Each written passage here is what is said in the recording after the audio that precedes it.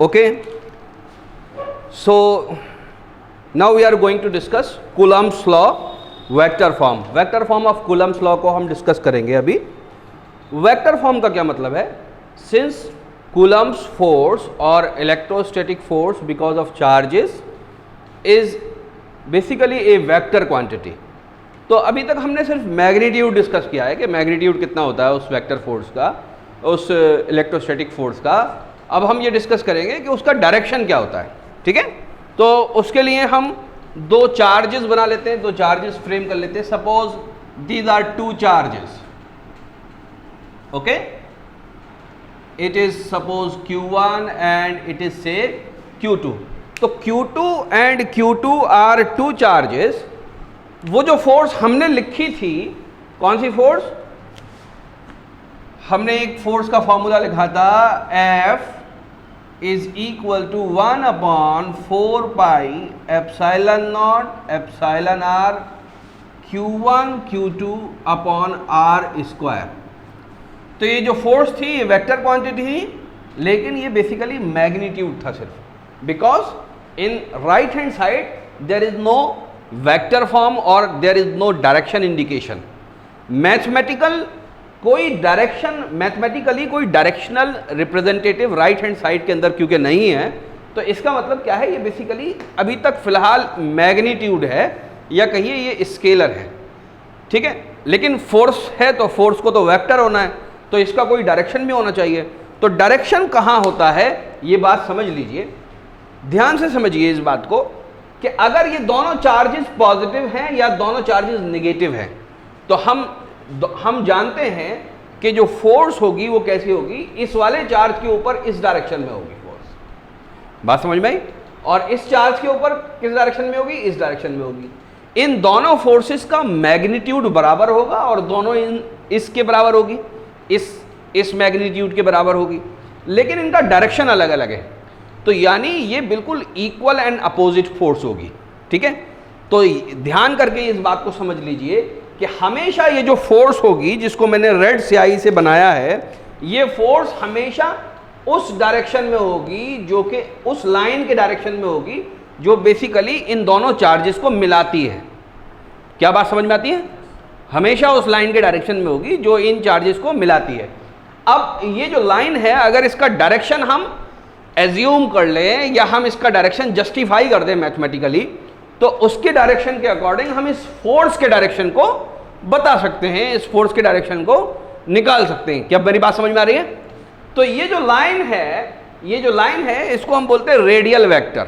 ठीक है, किसी एक चार्ज को सेंट्रल चार्ज मान लेंगे और दूसरे चार्ज को उसके सरकमफ्रेंस पर मान लेंगे उस रेडियस के. तो इसको मैं बोलता क्या हूं? ये कौन सा चार्ज है? ये पहला चार्ज है. ये कौन सा चार्ज है? ये दूसरा चार्ज है. ये नंबरिंग मैंने कर दी सपोज. क्या मेरी बात समझ में आती है? तो इसको अगर मैं एरो इस डायरेक्शन में बनाऊं तो इसको मैं बोलता हूं R21. ये कौन सा वेक्टर है? Basically R21. तो ये एक वेक्टर है. ये सिंपल एक कन्वेंशन है, सिर्फ एक अजम्पशन है. There is no rule. ऐसा कोई रूल नहीं है कि डायरेक्शन इधर का इधर ही होगा, हमेशा लेफ्ट टू राइट होगा, राइट टू लेफ्ट भी होगा. ये डिपेंड करेगा हमारी प्रॉब्लम के ऊपर. तो ये एक वेक्टर हमने बना लिया. इस वेक्टर को मैं पढ़ूंगा क्या? इस वेक्टर को मैं क्या पढ़ूंगा? ये R2 जो है, R21, ये जो वेक्टर है इसको मैं क्या पढ़ूंगा? ये जो 2 है ये बेसिकली क्या है? टूवर्ड्स. और ये क्या है? 1 क्या है? फ्रॉम. ठीक है, just for sake of convention समझने के लिए हम ऐसा कर लेते हैं.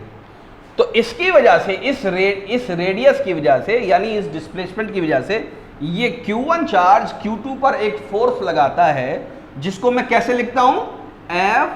F21. और इसका डायरेक्शन भी होगा जो कि बेसिकली पॉजिटिव एक्स डायरेक्शन में इस टाइम जो दिख रहा है. ये वाली फोर्स कौन सी होगी? ये वाली फोर्स होगी F12 और इसका भी एक डायरेक्शन होगा जो बेसिकली इसके अपोजिट होगा. क्या मेरी बात समझ में आती है? ठीक है, मैग्नीट्यूड इन दोनों फोर्स का बराबर होगा. मैग्नीट्यूड इन दोनों फोर्स का बराबर होगा. तो अब इसको मैं कैसे पढ़ूंगा? जरा इसको लिख लेते हैं, इसको F21 को. ठीक है, F21 को यहां तो नजर आ रहा है? हाँ ठीक है. F21 F21, 21 जो है वो बेसिकली सफिक्स में है, ठीक है। तो F2 का क्या मतलब है? Electrostatic force on charge 2 on charge Q2, और ये क्या चीज है basically? Electrostatic force applied by charge Q1। तो Q1 Q2 पर जो फोर्स लगा रहा है उसको लिखने का मैंने ये तरीका बनाया कि मैं उसको लिखूंगा F21। अगर मैं इसका उल्टा लिख दूं, 1-2 लिख दूं, तो ऑन चार्ज Q1 हो जाएगा, बाई चार्ज Q2 हो जाएगा। क्या मेरी बात समझ में आती है? तो ये दोनों फोर्सेस कैसी होंगी? ये दोनों फोर्सेस इक्वल एंड अपोजिट होंगी। अब ध्यान से सुनिए, अब इन दोनों फोर्सेस को मैं लिखता हूं F12। अगर इसका मैं मैग्नीट्यूड निकालूं, ये इक्वल एंड अपोजिट होगा, मैग्नीट्यूड बिल्कुल बराबर होगा दोनों के, F12 और F21 इन दोनों का मैग्नीट्यूड बिल्कुल बराबर होगा। क्या मेरी बात समझ में आती है? जब हम इन्हीं दो चार्जेस की बात कर रहे हैं। अब सवाल यह है कि ये जो इक्वेशन, मेन इक्वेशन है, जो पेरेंट इक्वेशन है हमारी, इसके अंदर मैं कैसे डायरेक्शन को शो करूं? तो ध्यान से समझ लीजिए इस बात को। अब मैं इसको लिखूंगा, अब मैं इसको खाली F नहीं लिखूंगा, अब मैं फॉर एग्जांपल ये वाली फोर्स लिखता हूं, F21 लिखता हूं। मैं क्या लिखता हूं? F21। तो F21 लिखने का तरीका समझ लीजिए, एक बार समझ लेंगे हमेशा के लिए आपकी बात पक्की हो जाएगी। 1/4 pi epsilon not epsilon R, ठीक है। ये 1/4 pi epsilon not epsilon R कैसी क्वांटिटी है? Scalar quantity. फिलहाल ये मैग्नीट्यूड है, ठीक है। मल्टीप्लाइडेड बाई Q1 Q2, ये कैसी क्वांटिटी है? It is again a scalar quantity, इसका भी सिर्फ मैग्नीट्यूड है। Divided by R। अब इस R को लिखूं मैं, अब इस R को लिखूं तो ध्यान से समझिए, इसको मैं क्या लिखूंगा? R21 vector magnitude square. क्या मेरी एक एक बारीकी को इसको समझ लीजिएगा अच्छे तरीके से। मैं R12 लिख देता तो भी कोई फर्क नहीं पड़ता, क्योंकि मुझे इसका मैग्नीट्यूड लेना है, ठीक है। तो क्योंकि वो दोनों वेक्टर सेम ही होते, अपोजिट होते। अब अभी तक यहां पर कोई वेक्टर नहीं आया, इस फोर्स का डायरेक्शन क्या है, किस डायरेक्शन में है? ये इस फोर्स का डायरेक्शन R21 के डायरेक्शन में। क्या पूरा मैग्नीट्यूड आ चुका है यहां पर? हाँ, पूरा मैग्नीट्यूड आ चुका है। क्या करें हम इसको? R21 कैप से मल्टीप्लाई कर दें। यूनिट वेक्टर इसको डायरेक्शन दे देगा। यूनिट वेक्टर जैसे ही इससे मल्टीप्लाई होगा, फौरन के फौरन ये फोर्स वेक्टर एज्यूम की जाएगी। क्या मेरी बात समझ में आती है? वेक्टर मानी जाएगी। ये बात क्लियर हो गई? अब ध्यान से देखिएगा, इसी फोर्स को अगर मैं 1-2 लिखूंगा, 1-2, तो क्या तब्दीली आएगी? कोई तब्दीली नहीं आएगी। 1/4 pi epsilon not epsilon R Q1 Q2 upon R21 था, R12 लिख दें। मिस्टेकनली अगर R21 भी लिख दिया हमने तो भी कोई फर्क नहीं पड़ेगा। और मल्टीप्लाई किससे करूंगा मैं इसको? R12 कैप से। अभी इन दोनों फॉर्मूलों को मैं लिखा रहने दूंगा, इसके बाद एक मैं और फार्मूला लिखने वाला हूं। ये क्या चीज है? ये बेसिकली क्या चीज है? यूनिट वेक्टर है। ये क्या चीज है? Unit vector. ये सिर्फ स्केलर को डायरेक्शन देने के लिए हमने लगाया है, ठीक है। अब ध्यान से देखिएगा, R21 बेसिकली यूनिट वेक्टर होता किसके बराबर है?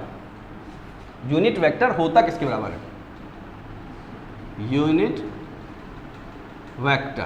Unit vector is equal to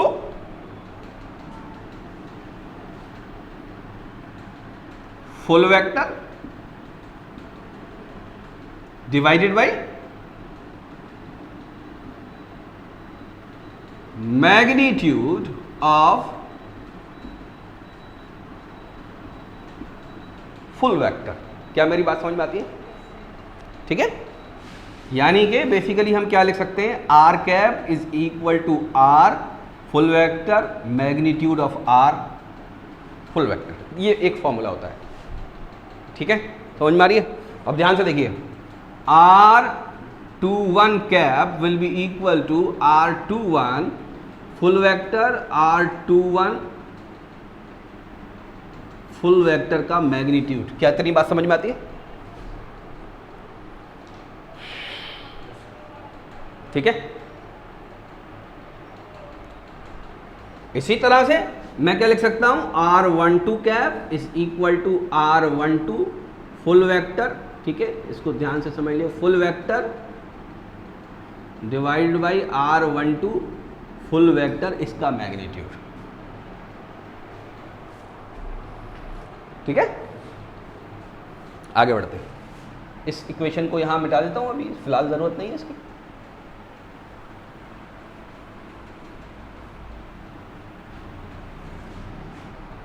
इस इक्वेशन को मैं नंबर देता हूं इक्वेशन 1, इस इक्वेशन को नंबर देता हूं इक्वेशन 2। ठीक है, इन दोनों इक्वेशंस को मैंने नंबर दिए हैं। आगे बढ़ते हैं, यहां लिखेंगे equation 1 and 2 will be modified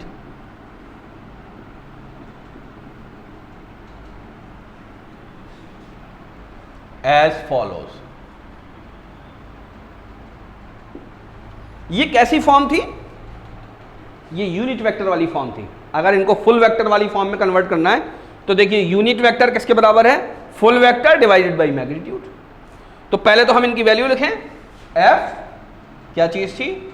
F21 will be equal to 1 upon 4 pi epsilon not epsilon r divided by Q1 Q2 upon R21 full vector का स्क्वायर मल्टीप्लाइडेड बाई, ध्यान से समझिए, R21 की जगह मैं क्या लिख सकता हूं? R21 full vector divided by magnitude. तो मैं क्या लिखूंगा? R21 full vector divided by R21 full vector का मैग्नीट्यूड। क्या मेरी बात समझ में आती है? एक यहां पर है ये और एक यहां पर है, क्या हो जाएगा? क्यूब हो जाएगा। क्या हो जाएगा? क्यूब। तो अगर मुझे F21 लिखना है तो मैं क्या लिखूंगा? 1 upon 4 pi epsilon not epsilon r Q1 Q2 upon R21 full vector का cube multiplied by R21 full vector.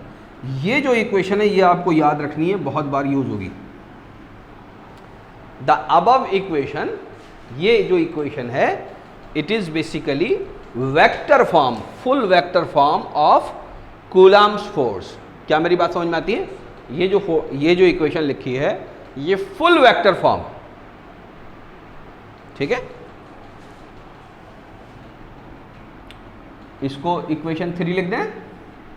Equation 3 जैसी ही होगी सिमिलरली करके लिख सकते हैं, F12 will be equal to 1 upon 4 pi epsilon not epsilon r Q1 Q2 upon R12 इसका cube multiplied by R12 full vector. ये जो इक्वेशन है इसको हम 3 डैश कह देते हैं, क्योंकि ये बेसिकली कैसी इक्वेशन है? ऊपर वाली जैसी ही है।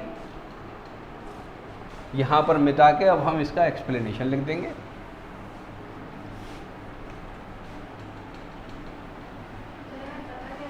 एक क्या चीज? कौन सा फार्मूला कहां पे यूज करें? ये जैसे प्रॉब्लम आएगी ना तो उसी टाइम पता लग जाएगा आपको। ये प्रॉब्लम खुद बता देगी, प्रॉब्लम पे ध्यान देना है बस। प्रॉब्लम अभी हम करेंगे, प्रॉब्लम इसकी। तो हम लिखेंगे equations 3 and 3 dash R vector form of Coulomb's law. और फुल वेक्टर फॉर्म भी कह सकते हैं हम इसको, full vector form of Coulomb's law. क्या मेरी बात समझ में आ गई?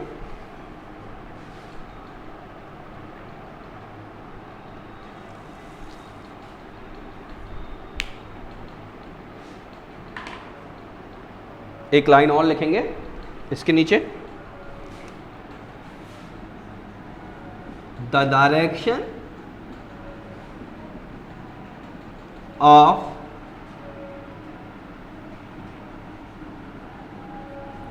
Coulomb's force.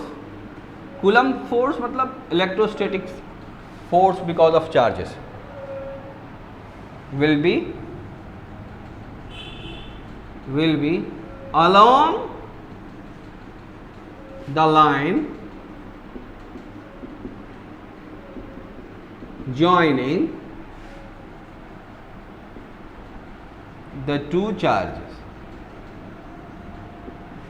ये कब के लिए हैं? ये उस वक्त के लिए हैं जब सिर्फ दो ही चार्जेस हों।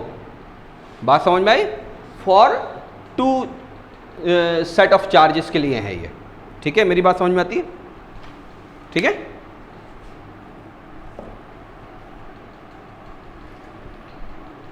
अभी बंद कर दीजिए कैमरा।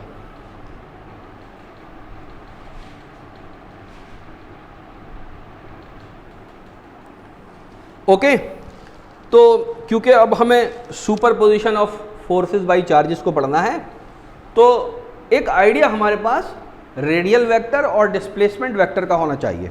ठीक है, तो रेडियल वेक्टर और डिस्प्लेसमेंट वेक्टर यानी कोई दो चार्जेस हैं, सपोज वो स्पेस में किसी जगह पर है। ओके, सपोज ये दो चार्जेस स्पेस में किसी जगह पर हैं और इसको सपोज मैं Q1 बोल दूं और इसको मैं Q2 बोल दूं।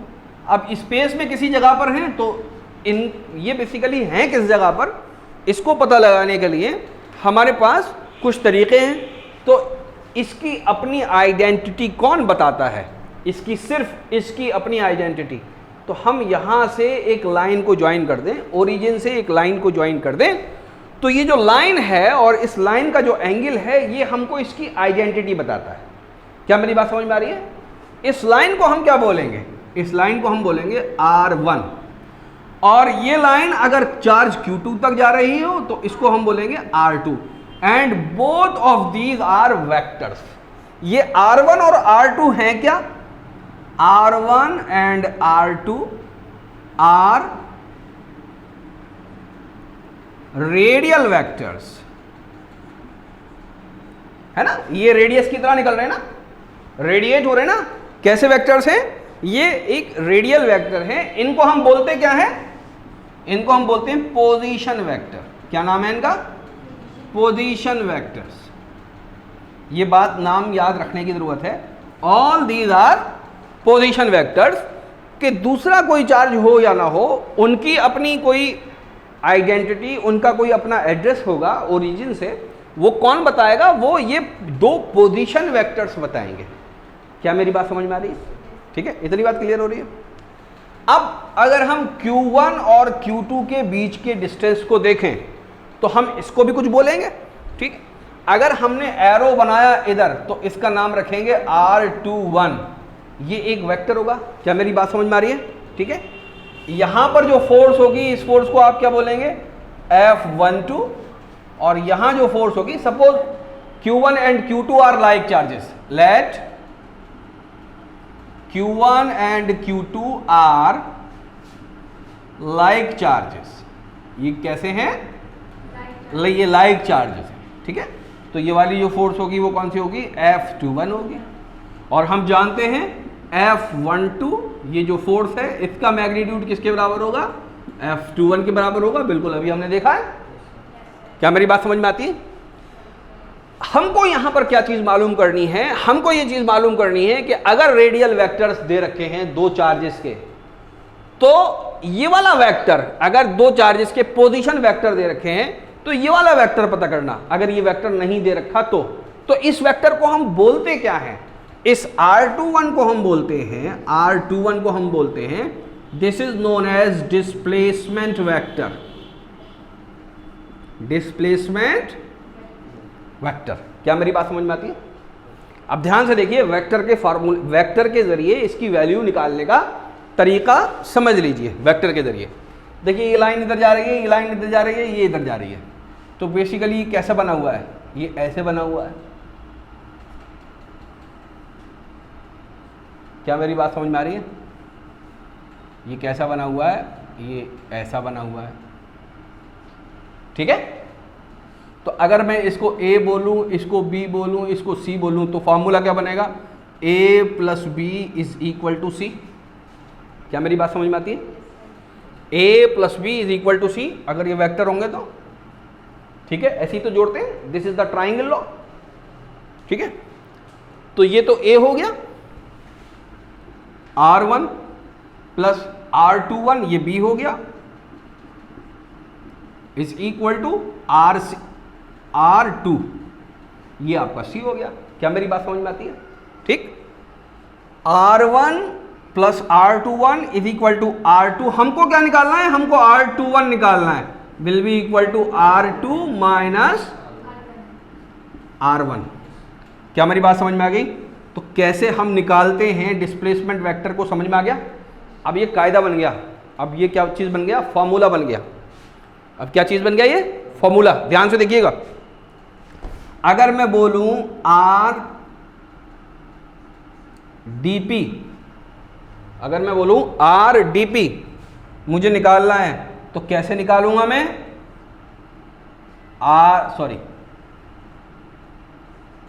R D minus R P. क्या ये बात समझ में आ रही है? जो पहले लिखा हुआ है उसको यहां लिखिए, और जो बाद में लिखा हुआ है उसको यहां लिखिए, और दोनों को क्या करेंगे आप? दोनों का वेक्टर डिफरेंस निकालेंगे। क्या निकालेंगे?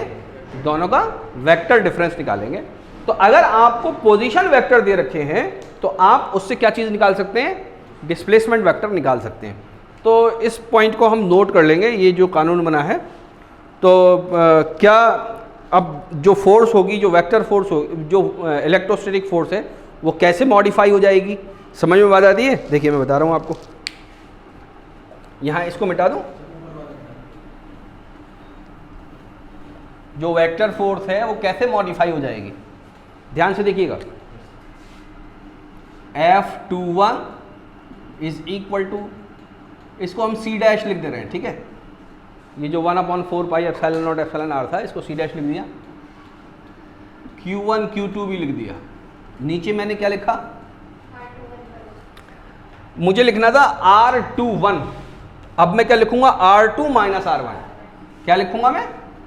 R2 minus R1। ये दोनों वेक्टर थे, इनको मैंने यहां लिखा, इसका क्यूब लिख दिया। क्या मेरी बात समझ में आती है? ठीक है, ऐसा मैं कर सकता हूं। मल्टीप्लाई कैसे करूंगा इसको? R21, ठीक है, R21 वेक्टर था, इसकी जगह मैं क्या लिख सकता हूं? R2 minus R1। तो मैं यहां पर क्या लिखूंगा? R2 minus R1 and both of them are vectors. और ये पूरा जो है क्या रहेगा? ये वेक्टर रहेगा। ये पूरा क्या रहेगा? वेक्टर। क्या मेरी बात समझ में आती है? ठीक है, तो in this way I can modify the formula of Coulomb's force. इसको नोट कर लेंगे आप लोग।